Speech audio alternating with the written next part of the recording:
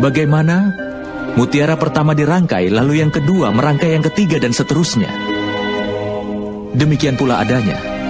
Satu perbuatan baik berdampak ke yang lainnya. Dan satu dosa pun berdampak ke yang lainnya.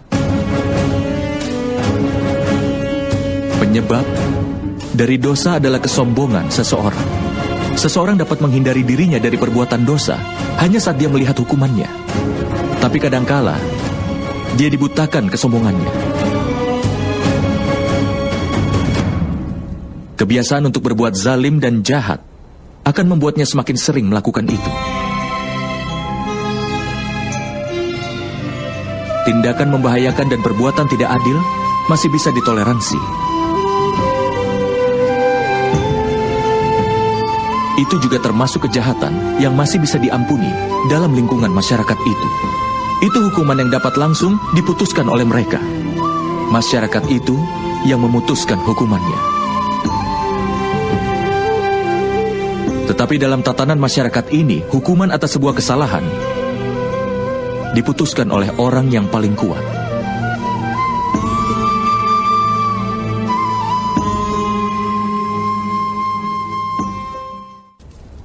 Apakah kau tahu batasan dari pengorbanan bagi orang-orang yang mencoba untuk membangun kebenaran? Batasan dosa dari orang-orang berdosa adalah akhir dari pengorbanan mereka. Dengan kata lain, sampai orang-orang berdosa dan dosa-dosa mereka diampuni, pengorbanan harus dilakukan oleh orang-orang yang membela kebenaran. Itu tidak dapat dipungkiri, kan teman?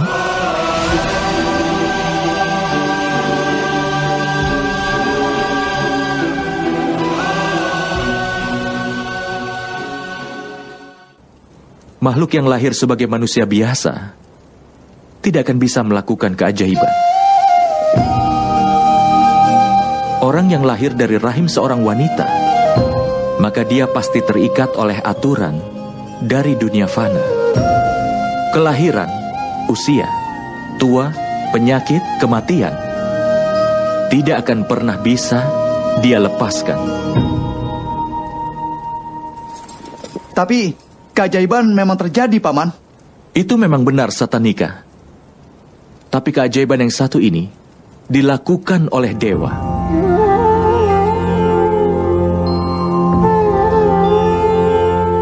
Ketika orang dengan segenap ketulusan jiwa dan raganya mau menghapus kejahatan dan membangun tatanan hidup yang baik dan benar, aib dan dosa dalam dirinya bisa diperangi. Maka dewa pun akan melakukan keajaiban untuk melindungi moral dan menetapkan kesejatiannya.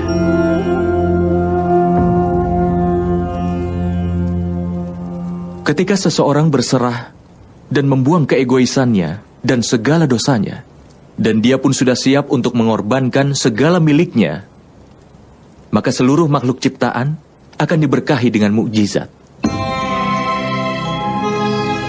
Dan pengorbanan yang seperti itu telah dilakukan ibuku Dewaki.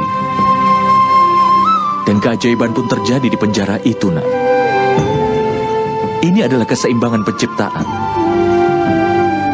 Tapi dewa hanya melakukan mukjizat ketika ada manusia yang melawan hukum alam, namun kesejatian yang sebenarnya ada di dalam hati. Sehingga manusia jangan pernah menyerah untuk berjuang. Setiap kali seseorang berjuang untuk menghindari dosa, bahkan dalam bentuk perjuangan yang sekecil apapun, maka dewa akan melakukan mukjizat untuk melindunginya.